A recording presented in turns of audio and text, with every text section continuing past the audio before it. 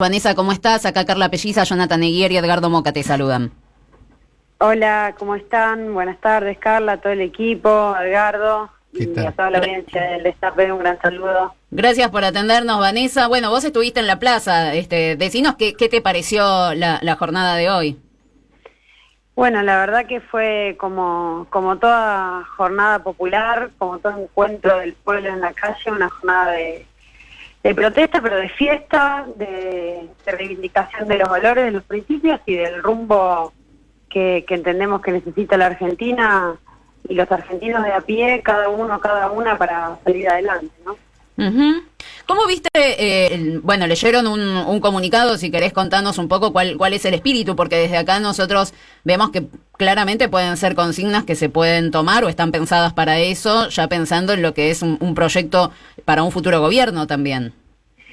Sí, el documento que leímos hoy junto al compañero Omar Plaini, bueno, es el documento que le da volumen, le da sentido, le pone conceptos e ideas y programa, digamos, al encuentro de hoy, que fue suscrito por todas las organizaciones que convocamos, porque también estaba la CGT acá, digamos, en la Plaza de Mayo. El compañero Pablo Moyano y una treintena de organizaciones sindicales que integran también el Consejo Directivo, la Corriente Federal de los Trabajadores y Trabajadoras, que somos parte de la CGT, bueno, estaban los dos CTA y movimientos sociales y las organizaciones políticas, adhirió también el Partido Justicialista de la provincia de Buenos Aires, que es muy importante porque también el compañero presidente del partido, el compañero Máximo Kirchner, estuvo presente hoy, y bueno, creo que es una unidad de quienes también resistimos a las políticas neoliberales del macrismo, que son los que nos condujeron hasta hoy. Ese documento contiene varios puntos, empieza nombrando el intento de magnicidio hacia nuestra compañera vicepresidenta de la Nación y líder del movimiento, que entendemos nuestra líder del movimiento popular, porque la violencia como herramienta de los sectores poderosos, cuando se produce en el mismo momento un impacto en la economía o en los hogares populares, no es novedad y se vuelve a repetir. Esto también lo dijo el compañero Jackie cuando habló, se vuelve a repetir y son siempre los mismos, ¿no? Siempre las mismas técnicas. Luego de eso hay un desarrollo de lo que entendemos una política debe ser institucional, y ahí nos referimos a la necesidad de una nueva Corte Suprema. Cuando nos referimos también a una política económica, hablamos de incremento de la producción y el trabajo.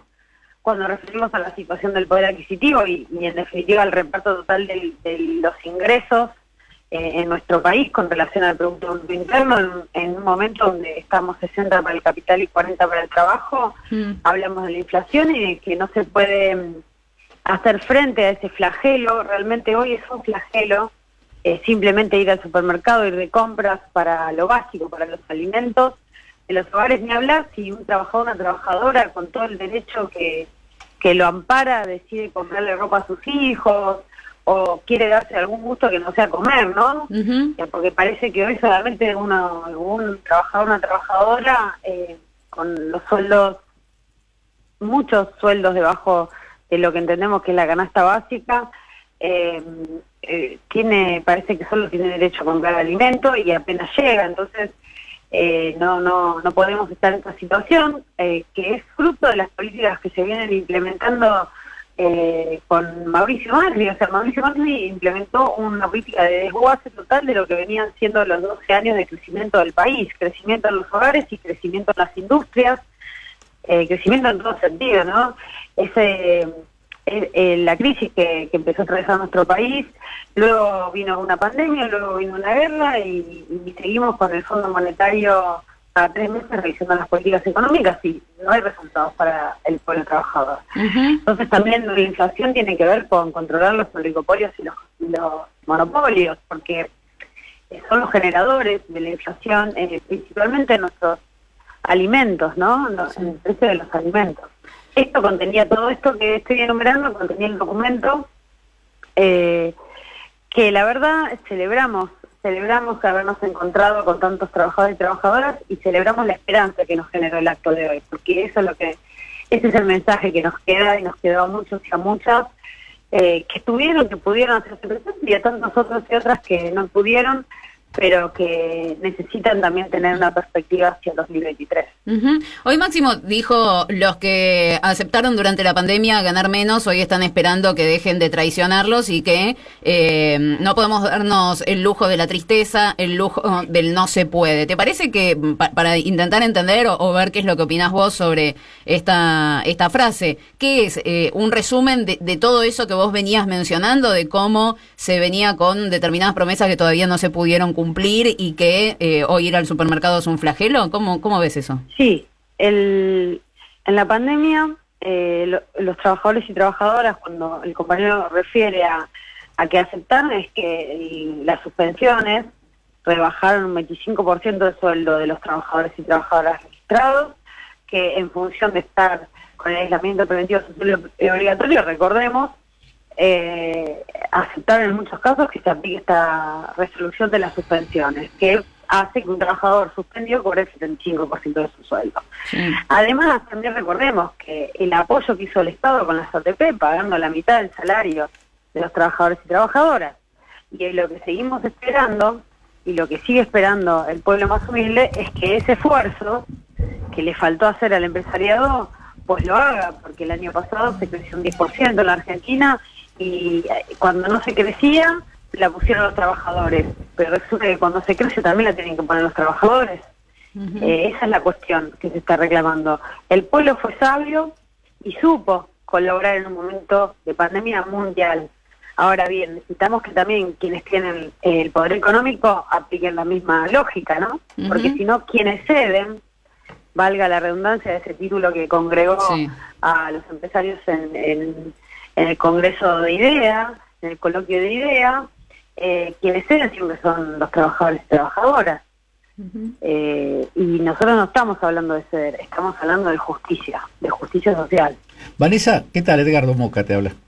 Hola Edgardo, ¿cómo estás? Buenas tardes. Muy bien, gusto en saludarte. Igualmente. Hoy estuve en la plaza, llegué tarde porque en otra época, que era mi época, los actos empezaban siempre mucho más tarde de lo que se anunciaba, y este empezó puntual. Empezó puntual, sí. Pero me llamó la atención un rasgo de la concentración de hoy, un estado de alegría, de entusiasmo, ¿no? Me parece que la propia fecha y la necesidad, la fecha cruzada con la necesidad de tener una expresión muy propia, no sectaria, pero muy propia, una expresión de la recuperación con todas las transformaciones que sean menester de la época más interesante y más linda, diría yo, de la política argentina desde, no sé desde cuándo, vos a lo mejor tenés más definido desde cuándo, pero yo estoy seguro que desde el golpe de Estado del 76 no teníamos una época como la que dirigieron Néstor y Cristina. ¿Pensás que ese clima, si es que estoy en lo cierto, ¿no?, que ese clima tendría que ser una especie de plataforma de lanzamiento de un mayor nivel de movilización y de compromiso y engancharse también en algún momento con la propia campaña electoral? Bueno, una pregunta muy profunda. Yo creo que no por nada pasaron 77 años, de aquel 17 de octubre de 1945, donde el pueblo en un acto realmente revolucionario, que marcó un antes y un después en la historia, volvió a ocupar la escena pública como protagonista de una acción política y del rumbo hacia donde quiere que se conduzca la patria, o incluso siendo artífice de su propio destino, ¿no? Entonces, cada 17 de octubre, cada día de la lealtad que se vuelve a ocupar la calle, hay un poco un recuperar eso de ser artífice de su propio destino. Y eso claramente que lleva a las grandes transformaciones. Así lo marcó la historia, y sí, de mi vida, yo no sé la historia, pero sí de mi vida, yo tengo 38 años, los mejores años de mi vida fueron del 2003 al 2015 con Néstor y Cristina, definitivamente, de la vida de tantos argentinos y argentinas. Y ese renacer, que no fue solamente un renacer de la política, que es fundamental en la sociedad entera, no fue un renacer económico, prosperidad en la pequeña y mediana empresa, prosperidad en los hogares argentinos, perspectiva de futuro, sueños que se hacían realidades. Y definitivamente lo que viene tiene que ser con el pueblo siendo artífice de su destino, ocupando el lugar de las grandes asambleas nacionales, como es la Plaza de Mayo. Así lo decía Néstor Kirchner, recuerdo en aquel discurso que dio el 25 de mayo del 2006 en la Plaza de Mayo, que es uno de mis preferidos realmente, y él cuando hablaba decía, este es el escenario de las grandes asambleas nacionales. Así es. Y efectivamente, en la asamblea de hoy que sucedió en la Plaza de Mayo, multitudinaria, masiva, con alegría, en paz, pero con mucha convicción y mucha claridad de qué es lo que nos llevó a ser gobierno, al frente de todo este programa. Pues bien, este es el programa que tenemos que ejecutar, y es urgente ejecutarlo. Así es. Por Vanessa, estas condiciones económicas, ¿no? quería traer otro dato así significativo, porque en el programa que hoy se lee, en el documento programático que hoy se lee, ocupa un lugar el tema del Poder Judicial, ¿no? Arrancando de la Corte Suprema.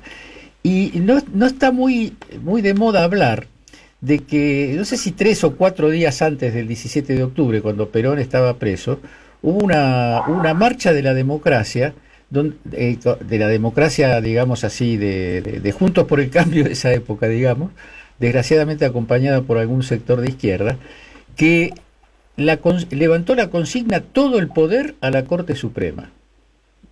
Y vos Entonces, querías decir una marcha de la Unión Democrática. Sí, exacto. Que no es lo mismo que una marcha de la democracia. Claro, exactamente, Todo lo contrario, exactamente. Pero vos fíjate el poder a la Corte Suprema y qué actualidad tiene hoy eso, ¿no? Como para no pensar que las cosas nacen de la nada, tienen una historia, así como el peronismo, el Movimiento Nacional y Popular tienen una historia, los conservadores en Argentina también tienen una historia, y tienen una historia de coherencia en su programática, ¿no? Sí, efectivamente, la necesidad de una apuesta también, porque los trabajadores también tenemos planteos de índole institucional en el marco de la República, en el marco de los principios constitucionales, ¿no? Así es. Y en el marco de esos principios constitucionales, nosotros nos encontramos con que enormes sectores del Poder Judicial están hoy en día aplicando la ley penal a los conflictos laborales. Así es. Perón creó el Fuero del Trabajo en 1949 para que no se aplique a relaciones y conflictos de índole laboral ni el fuero civil ni el fuero penal, ni la ley civil ni la ley penal, porque era una realidad que debía analizarse de una manera específica, y por eso tenemos leyes laborales, por eso tenemos el orden público laboral, y hoy se está deteniendo Sí, y armándole causas, no es. te digo a grandes dirigentes solamente de la Argentina en materia sindical, a delegados de base, a secretarios generales de regionales, cuadros intermedios de las organizaciones sindicales en muchos lugares, por ejemplo, de la jurisdicción bonaerense, de la justicia federal y también de la justicia provincial de la provincia de Buenos Aires, con Tegrán en la cabeza, están ejerciendo una persecución sistemática. Empresa que tiene un conflicto laboral que lleva a una acción directa por parte de la organización sindical, derecho amparado en el artículo 14 de la Constitución, a esos trabajadores y trabajadoras le aplican causas penales. Así es. Y lo empiezan, tenemos el caso de Atirra, de los lecheros, con la Lactus Vidal, tenemos el caso de camioneros en San Nicolás, tenemos el caso de los fleteros también. Digamos, está empezando a haber toda una serie de lawfare sindical diseminado por nuestro país. Entonces, precisamente eso entendemos que tiene una direccionalidad clara, y esa direccionalidad nace de la cúpula. Por eso, en el punto que referimos a la cuestión democrática e institucional, referimos claramente a la cúpula del Poder Judicial y referimos a los medios corporativos de comunicación, Así es. porque es ese engranaje el que permite la aplicación de la persecución.